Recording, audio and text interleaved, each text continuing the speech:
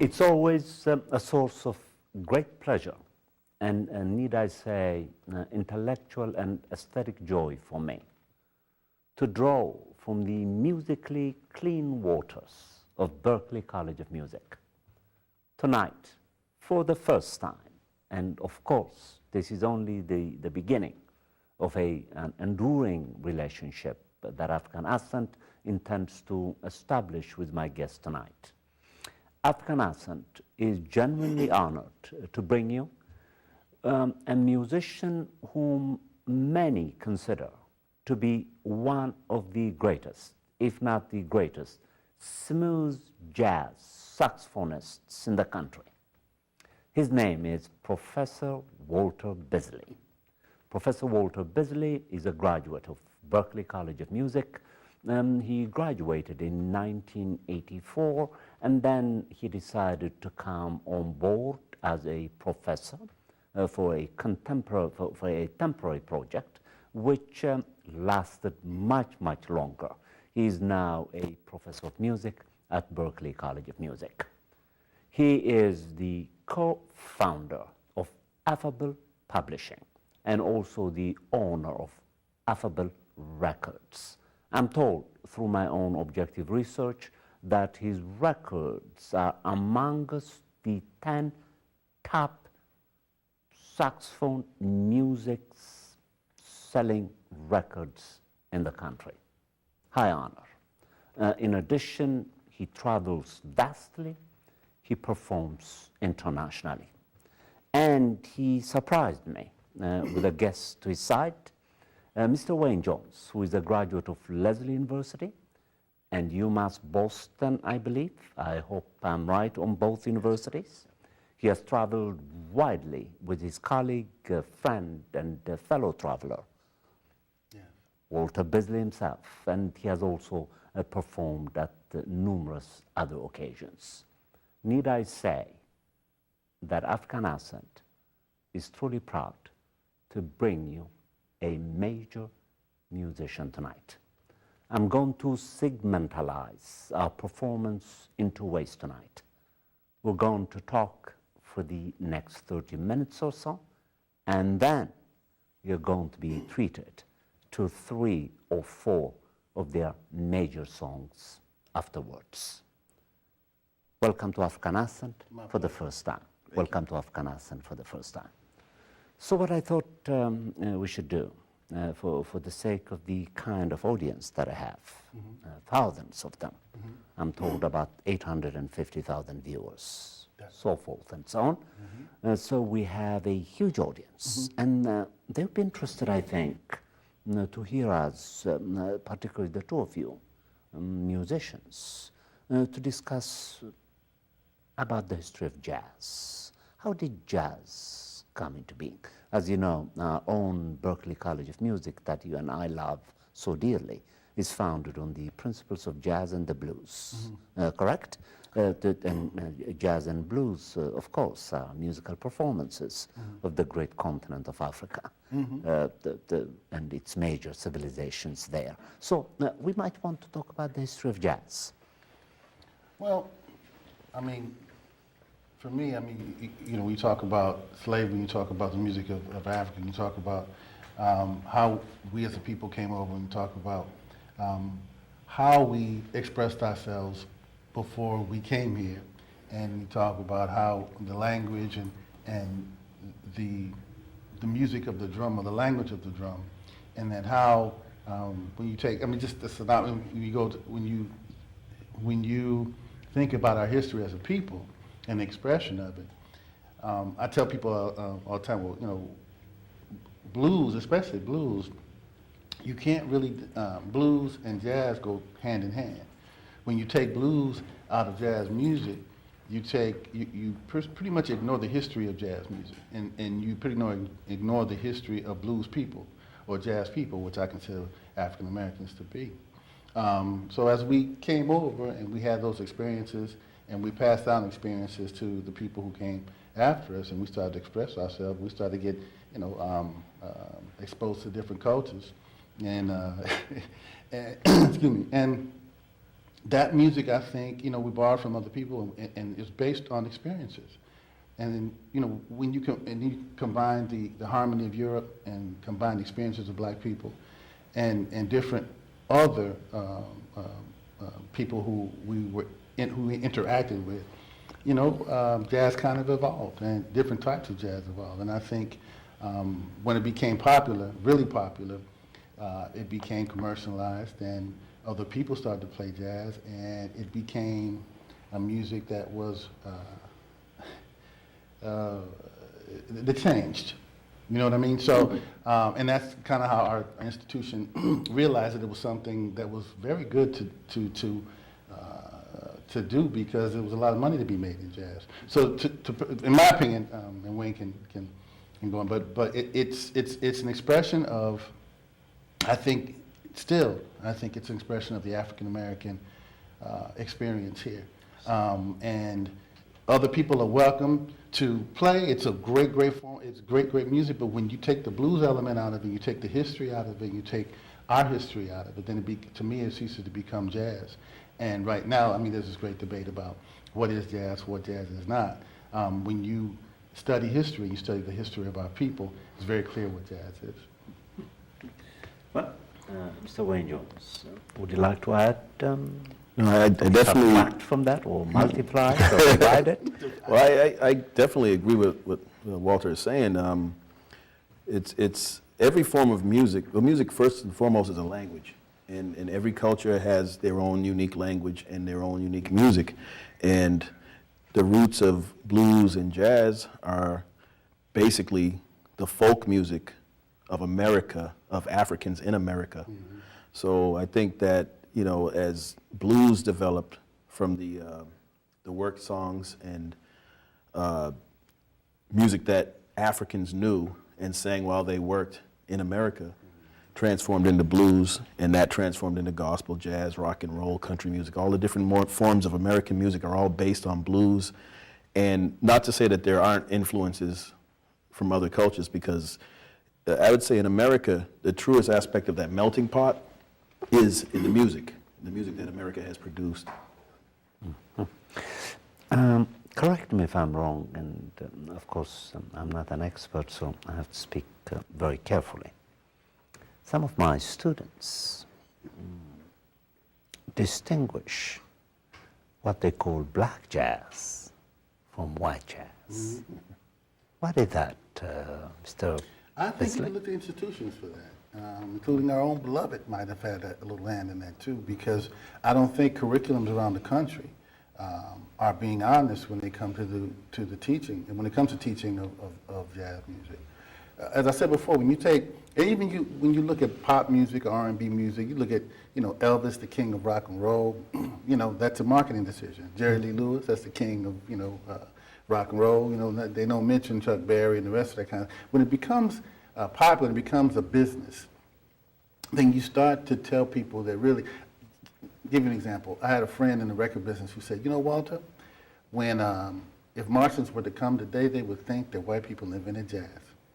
When Martians come down 5 or 10 years later, they're going to think that Martians invented hip hop. And he was right. And that it's not.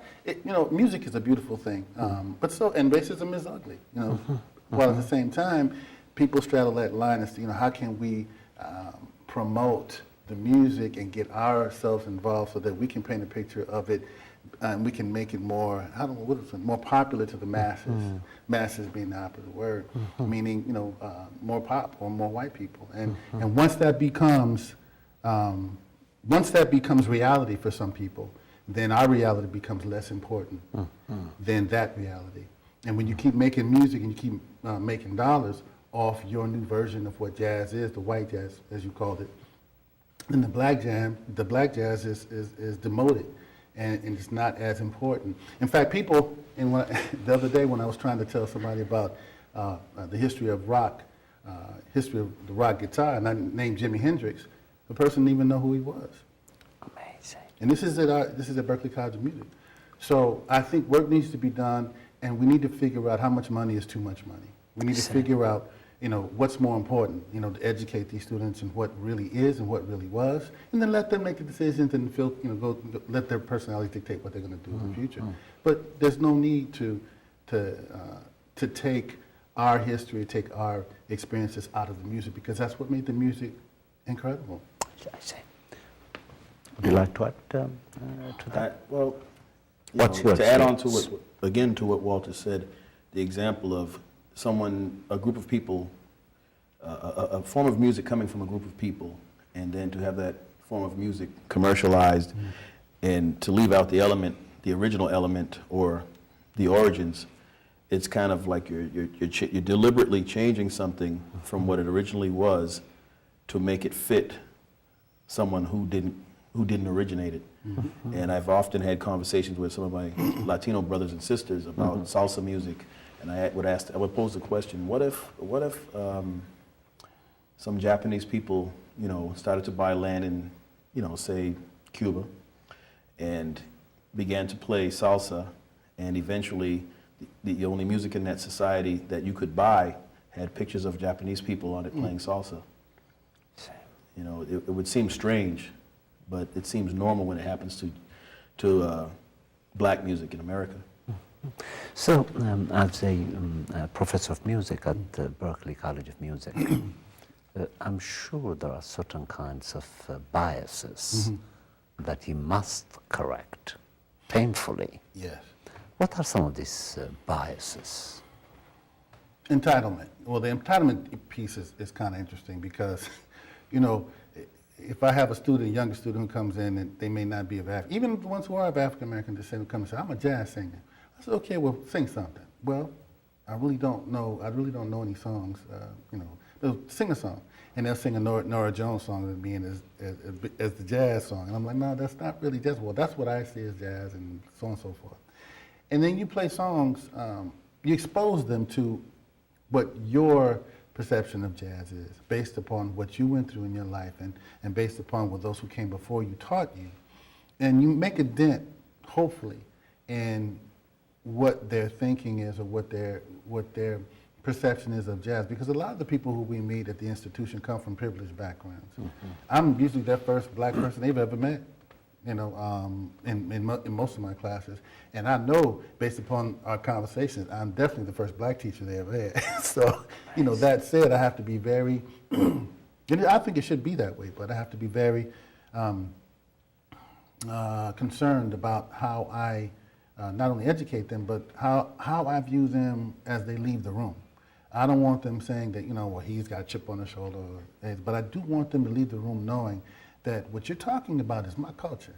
What you're talking about is my expression. What you're talking about is actually the expression of my people. Now, if you want to believe that or not, that's okay. But you need to know that this is what it is. And whether it be an individual, an institution that wants to make money off the expression of my people, that's another issue. This is what it is. And as you leave this room, as you leave this class, please understand that that's what it is. Incredible. If you recall, Professor Beasley, the conditions under which we met at Berklee College of Music. Right. And I rarely enter classrooms so aggressively as I did that day. But in your case, I couldn't help but felt the pressure to see the person who's playing the music. And there you were, playing with your students. Then I went in, you were very cordial, very kind. You invited me in, I went in, and then you introduced me to your students through very unforgettably kind terms. And I reciprocated, and then in 5 minutes, I learned about how to teach and how not to teach music from you. If you recall, you were telling your students, by way of encouraging them, that when they perform, they have to be guided by certain foundational musical principles, of which you mentioned what he called entry, development, and resolution. Right. Climax. Forget the climax. Climax, correct. Resolution, but you also said the climax could also be a resolution. That was That's a long why- time ago. You brilliant, man. That's a lot. That's a long time. That's why I decided to collapse it, because that captured my attention. That's right, yeah. And then that very day, I speak the truth, I told my students about that encounter.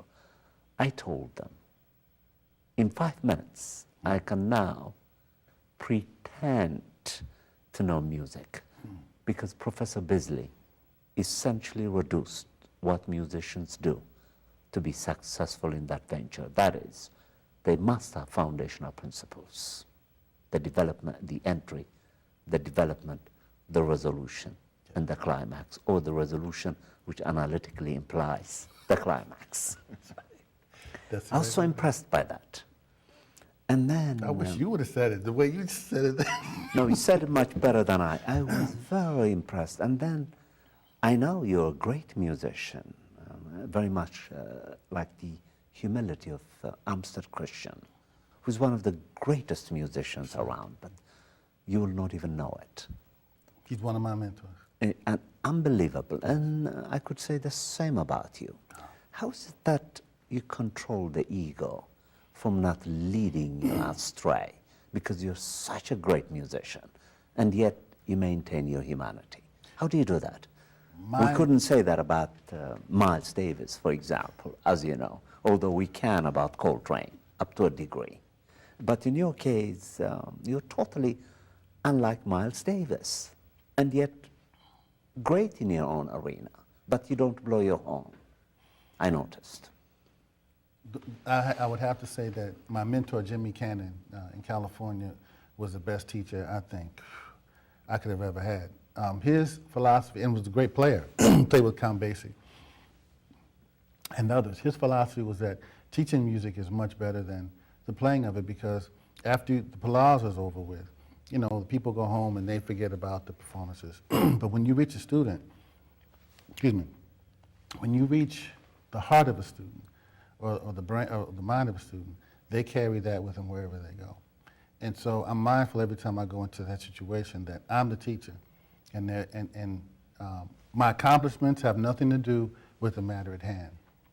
That student before me is now the performance. You know, me being a success in his or her world is my only objective, and that success has everything to do with him or her being able to express themselves better once they leave me. And if that's my primary objective, then all the record sales and all the performances that I've had, all that kind of stuff, if that doesn't help me motivate that student to be a better student, then I've not done my job. Whether it's at Berklee College of Music or Walter Beasley Lessons online, you know, that's my primary objective. And you have to release the ego from it, because you want somebody to do better than you. And if that is exactly what you want to do, then you have to make sure that that's what you bring to the table and that's what you focus on, and forget the rest of the stuff. And as if that's not enough, I'm sure Wayne agrees with me. Long after that encounter in the classroom, when I was preparing to interview you, I discovered that you're one of the highest saxophone musicians who is selling in the country. African American, yeah. I wouldn't have known that. He just doesn't trace any bragging. Am I right, Wayne? Am I judging your body? See, Wayne's in my band. Wayne sees another side of me too. Yeah, but I can understand where he's coming from. Yeah. You know, I've learned a lot being in the band, and you know, when you're in the band with You must Walter enjoy Beasley, playing with them. it's like being in class sometimes. You know, and we have seasoned musicians who perform with us who've been all around the world, and you know, some of the harmonic structures of the compositions that he creates, it takes your mind in a different direction than you might have gone. So I mean, there's always something to learn, whether you're learning the structure of a song, whether you're learning the approach to a performance, whether you're learning the role that you need to assume within this band or even in other bands, because it can change. The same instrument, the same person, but slightly different role within an ensemble, different size ensembles. You know, a lot of things I've picked up, not well from the band members as well, but you know, definitely. That's the beauty of music, is that you're always learning something the whole time. You're learning about. Well, I work with a great human being for one, and see, that's when you have a great musician. Usually, at the heart of that's a great person, someone who, you know. How can I say it? He's like a brother. Exactly. So when we're on the band, we're like family. We're on the road with the band, I should say. We're like family. And that, you know, the people we've worked with, there've been bonds, you know, so it's all a big part of why the music is great, I think. I think so, at the expense of making him bashful. I feel as if I have just discovered a lifetime friend. I feel as if I have just met a friend who's going to be a friend for the rest of my life. I had that feeling of bonding with Armstead Christian. Yes, definitely. And now I feel I'm having the same kind of bonding with Professor Beasley.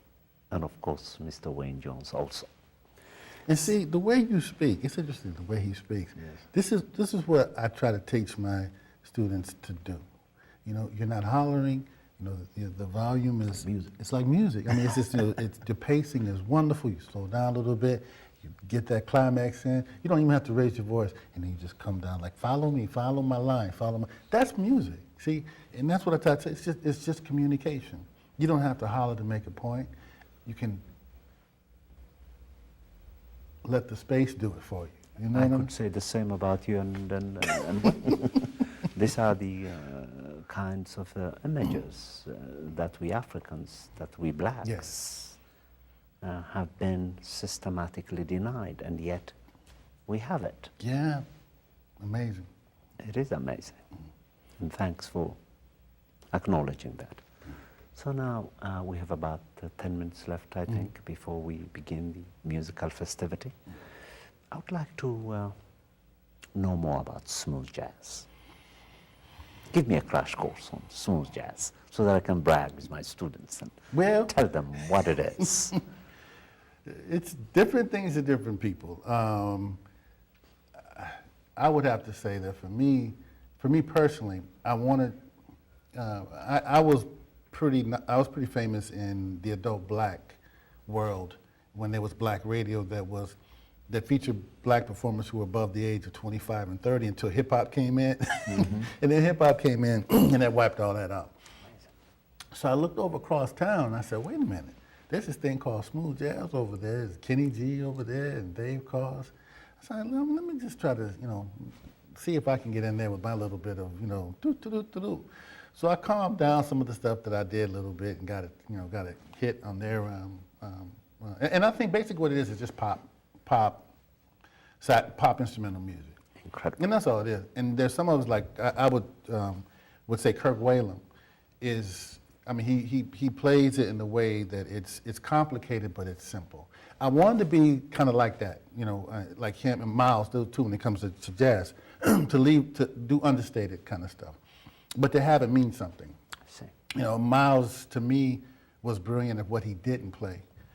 And that's kind of the way I kind of approach smooth jazz. Now, smooth jazz, instrument, quiet jazz, whatever you want to call it, there are people in there who really can't play.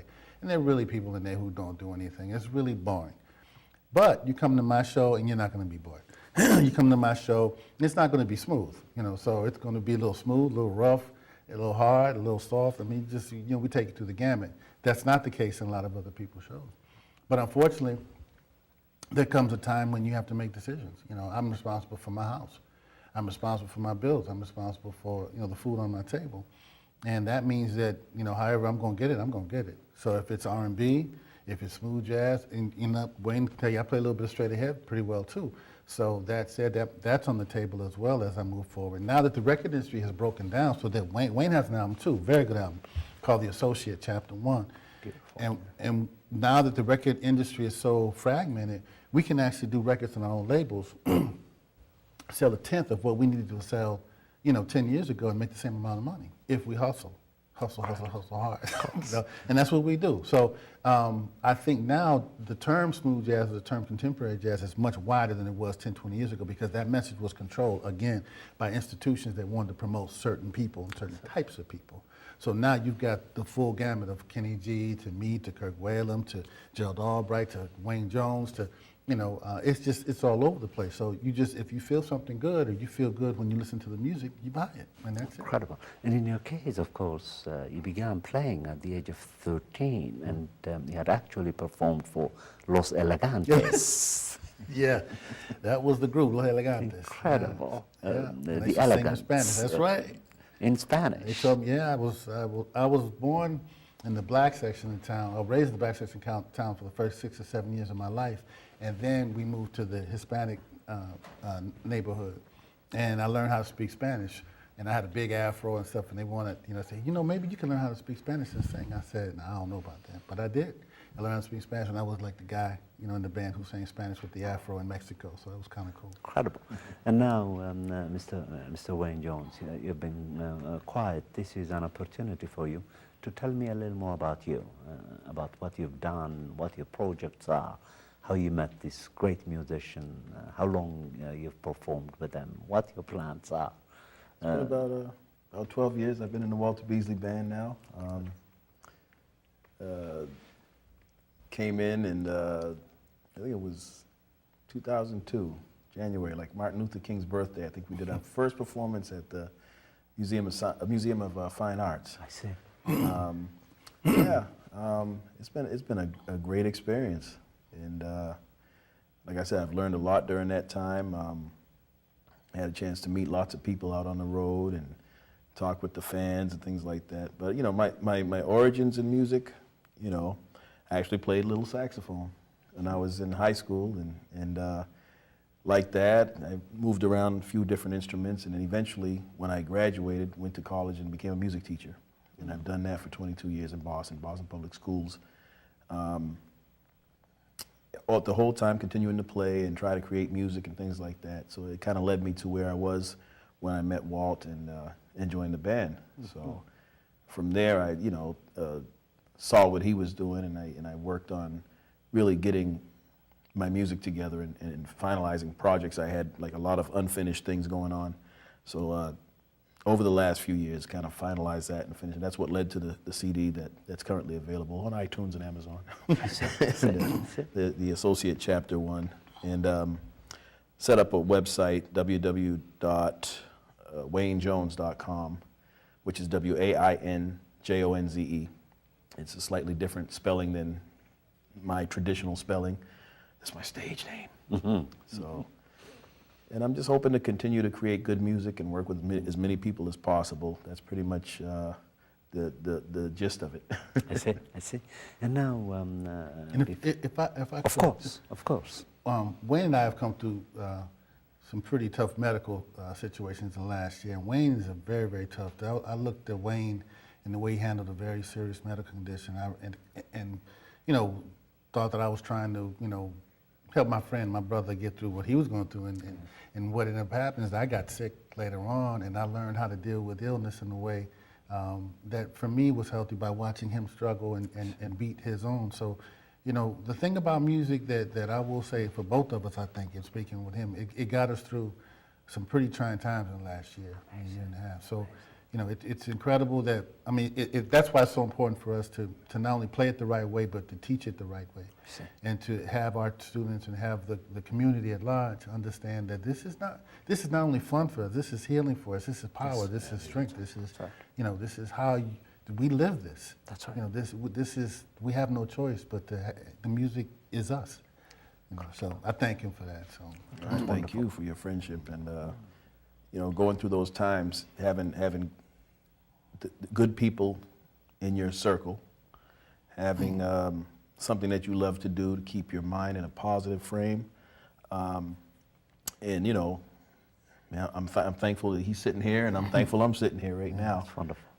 I love to hear these declarations of solidarity, particularly in turbulent times such as ours now, when black people are thinking about their lives, because some people think that our lives do not matter.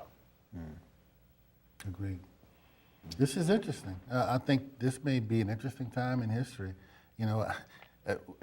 I had this little thing in school, like around 5 years ago. I started throwing up my hand, Black Power, and the kids didn't even know what I was talking about. They were just, but now in the last year, I'm seeing more and more people raise up their hand, power, Black Power, power to the people. I'm like, I'm like, this is a new day, a new time. And, things are what they are. And that's the one thing that I'm hopeful that people really start to investigate the music of the past so they can see what this time means Yes. and what the music could mean for the times. Absolutely. You know, when you look at other people we're talking about in the motherland and other countries, what they do with hip hop is incredible. I mean, they change lives, they change communities, they express themselves in ways that you can listen to one hip hop song in a different country and know all about the people in 5 minutes. That's right. Look at what Bob Marley did for the Caribbean world. Oh my goodness. You know, Stand up and yes. fight for your rights. Yes, yes. Was an empowering Yeah. musical statement. Yeah. And I learned about the plight of Lebanon from a couple of rappers over there. I went on YouTube one day and I was like, wow, so okay, this is a different angle from what I've been. I was like, wow, this is incredible. That's right. You know? We have about 5 minutes left, and I want to leave these 5 minutes to the two of you to use it in any way you want and teach the audience. Wow, you know what? I was trying to anticipate some of your questions, and you got me. So I'm trying to figure out what would I want to say in 2 minutes and give Wayne 2 minutes. That in whatever you do, make sure you do it with passion. Make sure you do it with dignity. Make sure that you study the history behind what it is that you do, and you will be successful. You may not be a success in the world, in the eyes of the world, but you will be successful in your own heart, in your own mind, and that is what, at the end of the day, counts. Because you can't take anything with you except your dignity and your character. Only thing I can add to that is keeping your dignity and your character intact requires you to be honest with yourself. It doesn't matter what anybody else thinks, as long as you can be honest with yourself. Everything you do will emanate from that. Right. The art you create is going to touch people if you're honest with yourself and you tell your story or the stories of what you've seen and heard, even if you're telling someone else's story, as long as you deliver it that way. Incredible. And in your case, look at what music has done for you. It healed you. It's been a gift. It has been a gift, and your friend has been a gift to you too. That's right. And both of you look confident, healthy, and determined. Yeah. The way it should be. Yes. So I'm very grateful, and now we're going to go on a break, on a short break, and then you're going to treat us to your spectacular music. Okay. I cannot wait until I listen to smooth jazz, now that I know what it is. Thank you so much. Thank you for having us.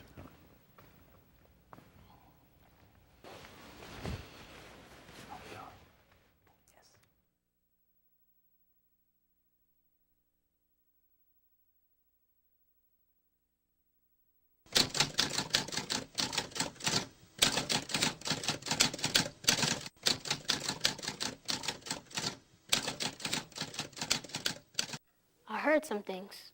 My friends have talked. School is different. My parents are different. Afraid? Afraid. Afraid. I don't want to be afraid. Afraid to go to school? Afraid to play outside. Afraid to grow up. I didn't grow up afraid, and I don't want him to either. We must speak out. The right to bear arms or your child's safety. Which one is more important to you? The choice is yours.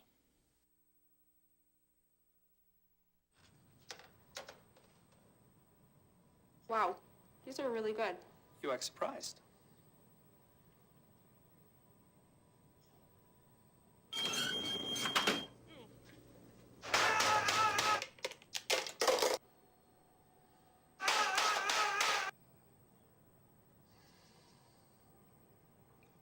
Practice makes perfect. You don't have to be perfect to be a perfect parent. There are thousands of teens in foster care who don't need perfection. They need you. Look at me. Hey. Raymond, look at Mommy. Maybe the light hurts his eyes. Maybe she's just not hungry. Maybe he can't hear us.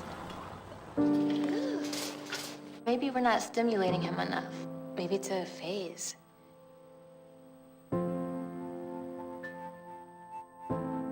Avoiding eye contact is one early sign of autism. Learn the others today. The sooner it's diagnosed, the better.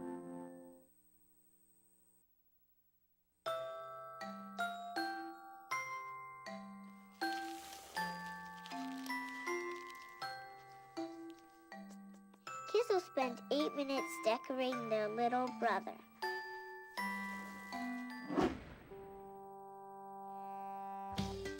Brushing for 2 minutes now can save your child from severe tooth pain later. 2 minutes, twice a day. They have the time.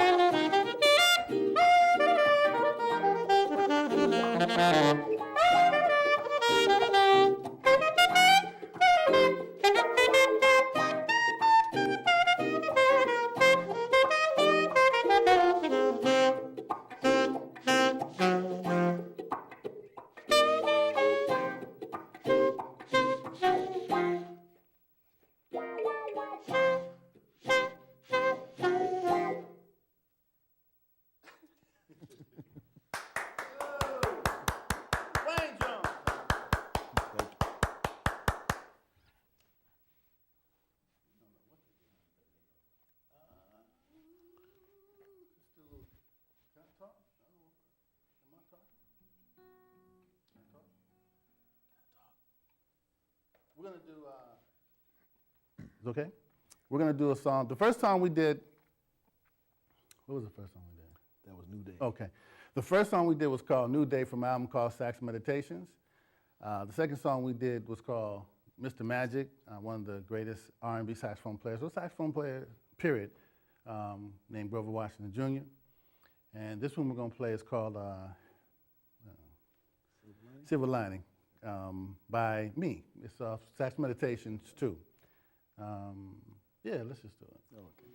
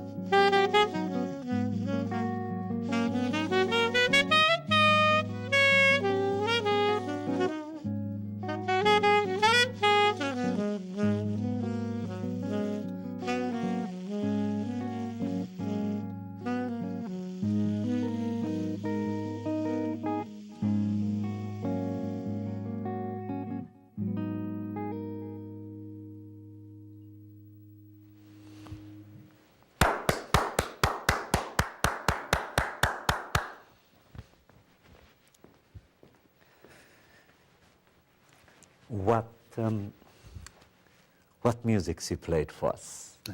Unbelievable. Now, for the first time, I understood what Professor Beasley meant by, in order for jazz to be jazz, it has to have a blues foundation to it. All these three songs, beginning with New Day, going through the magic one, and finally the Silver Line, are synthesis of the blues and the jazz. Yes. Yes. Would I be right about that? You'd be perfect. I couldn't help but feel that I wanted to stay in this mood and celebrate life. Yes. Now I also understand how this particular kind of music contributed to your health condition. Yes, brings peace. Because it just brings peace in one's life. Yes. the turbulence, the sadness that surrounds us suddenly becomes meaningless when you're engulfed by this musical mood. That's at least what it did to me. That's music, yeah. That's music. Mm-hmm. Well, I can only say from the bottom of my heart how grateful I am to have invited you, and how I will cherish that particular morning which led me to discover Professor Beasley. And as if that's not enough, it led me to discover Mr. Wayne Jones, an extraordinary guitarist. Thank you. And I really mean that. Yeah. We have about a minute left, and I would like you to use this 1 minute in any way you want. We're just going to jam out. The final say is We're yours. going to jam out. So let's jam out, and I'll stand here with you. Okay. All right. People jam? Yeah. Okay, go ahead.